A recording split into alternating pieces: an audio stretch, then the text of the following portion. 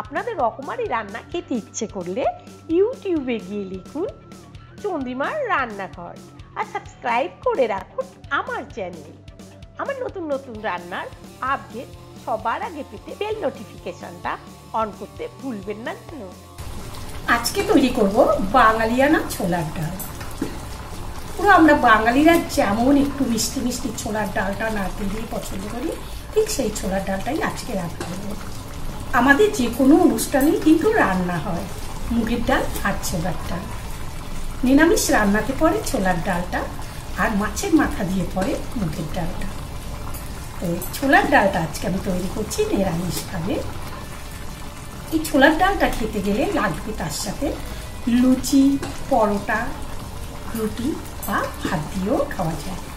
ছোলার ডাল তৈরি করতে আমাদের কি কি লাগবে একবার আমরা দেখে নিচ্ছি।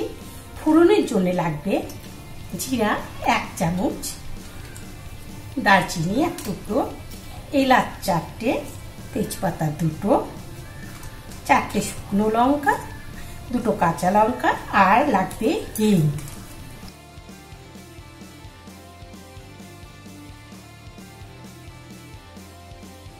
ছোলার ডালটা নামাবার আগে দিয়ে দেব 1 চামচ চিনি, লাগবে 1 চামচ ঘি, আধা চামচ গরম মশলার গুঁড়ো, বড় 1 চামচ আদা বাটা, 4 চামচে 1 চামচ জিরের গুঁড়ো, 4 চামচের আধা চামচ হলুদ, আর লবণটা আপনাদের স্বাদ মতো দেবেন। আর দেবো নারকেল। নারকেলটা আপনারা বুঝে নেবেন, কেন নারকেলটাতে গ্যাস হয়, আমি সেই জন্য নারকেলটা অল্পই নিয়েছি। এই নারকেলটা দেব কাজু আর কিশমিশ। কাজু কিশমিশটাও আপনারা দিতেও পারেন, নাও দিতে পারেন, তবে অনুষ্ঠান বাড়িতে কাজু কিশমিশটা দেয়। আর নিয়েছে এখানে আলু। আলুটা আপনারা দিতেও পারেন, নাও দিতে পারেন, তবে আলুটা এই জন্যই ছোলার ডালে দেওয়া হয়। আলুটা ভাজলে পরে আলুটা ভাজলে যে ফ্লেভারটা বেরায় সেটা ডালের মধ্যে যায়, তাই ডালের গন্ধটা অনেকটাই সুন্দর হয়। তাহলে চলুন ছোলার ডালটা কিভাবে রান্না করব এবার আমরা দেখে নিই। এবার এই ডালটাকে আমি 2-3 বার ভালো করে ধুয়ে নেব।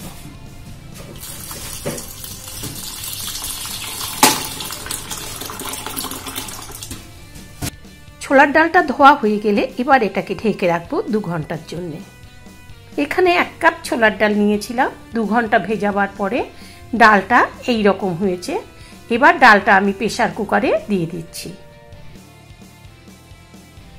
আর দিয়ে দেব এর মধ্যে 4 কাপ জল। 4 কাপ জল দিয়ে প্রেসার কুকারে 4টে সিটি মেরে নামাচ্ছি। 4 কাপ জল দিয়ে দিয়েছি।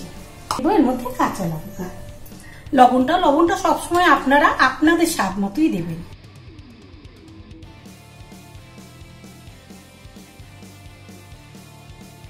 চারটে সিটি পড়ে গিয়েছে। এবার পাম্পটা খুলে একবার দেখে নিই। ডালটা সুন্দর সেদ্ধ হয়ে গিয়েছে, অথচ প্রতিটা ডাল গোটা গোটাই রয়েছে। ডালটা সুন্দর সেদ্ধ হয়েছে। এবারে ছোলার ডালটা ফোড়ন দিয়ে নিচ্ছি। কড়াটা গরম হলে এর মধ্যে দিয়ে দিচ্ছি সর্ষের তেল। এই ছোলার ডালটা কিন্তু সর্ষের তেলেই করতে হবে। আর তেলটা গরম হলে এক এক করে সব দিয়ে দিচ্ছি। এবার দিয়ে দিচ্ছি নারকেলটা যে কুড়িয়ে রেখেছি, সেই নারকেলটা।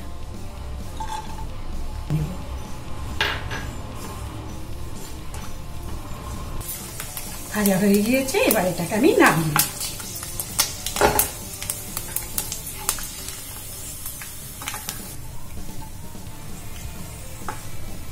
এবারে এই আলুগুলোকে হালকা করে ভেজে নেব,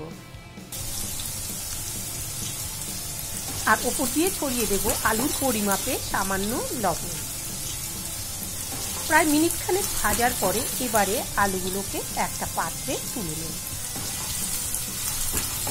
আর ওই তেলেই দিয়ে দেব ফোড়নগুলো। 2টো তেজপাতা,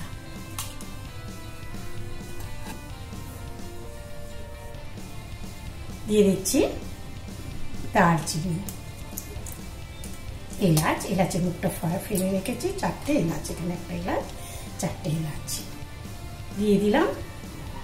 সাদা জিরে, 4টে শুকনো লঙ্কাকে 2 টুকরো করে দিয়ে দিচ্ছি। এবার একবার নেড়ে চেড়ে দেব,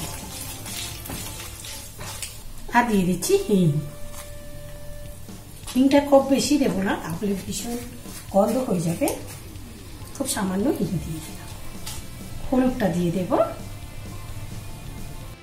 হলুদটা একটু নাড়াচাড়া করে এবারে দিয়ে দিচ্ছি আদা।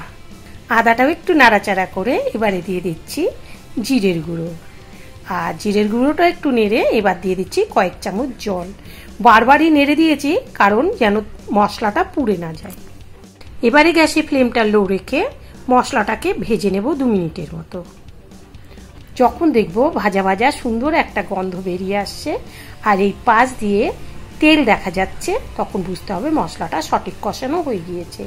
এবার সেদ্ধ করে রাখা ছোলার ডালগুলো এর মধ্যে দিয়ে দেব।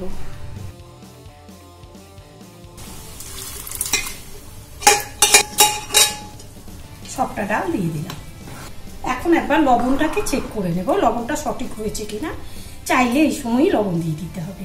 দিয়ে দিচ্ছি 2টো কাঁচা লঙ্কাকে ফেলে ছিঁড়ে দিয়ে দিলাম। দেখছি নারকেলটা, সেই নারকেলটাকে এর উপর দিয়ে দিচ্ছি। আলুটা এর উপর দিয়ে দিলাম। কাজু কিশমিশটা আমি ভাজবো না, এটা উপর দিয়ে ছড়িয়ে দিচ্ছি। এবার ঢেকে দেব। 5 মিনিট বাদে ঢাকাটা খুললাম। এবার তলা থেকে একবার ভালোভাবে নেড়ে দিয়ে হাতার উল্টো দিক দিয়ে কিছু ডাল ভেঙে দিতে হবে। কিছু ডাল গোটা থাকবে আর কিছু ডাল ভেঙে দেব। এবার ওপর দিয়ে ছড়িয়ে দিচ্ছি 1 চামচ ঘি। ঘিটা দিয়ে এবার ছড়িয়ে দিচ্ছি গরম মশলা আর দিয়ে দিচ্ছি চিনি।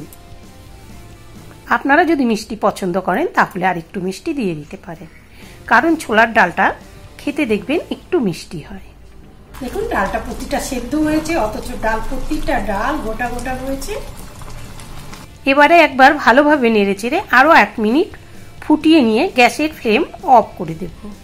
স্ট্যান্ড বাই করে রাখবো 2 মিনিটের জন্য। আর 2 মিনিট হয়ে গেলেই পরিবেশন করে দেব। 2 মিনিট হয়ে গিয়েছে, বা ঢাকাটা তুলে পরিবেশন করে দিচ্ছি। তৈরি হয়ে গেল ছোলার ডাল।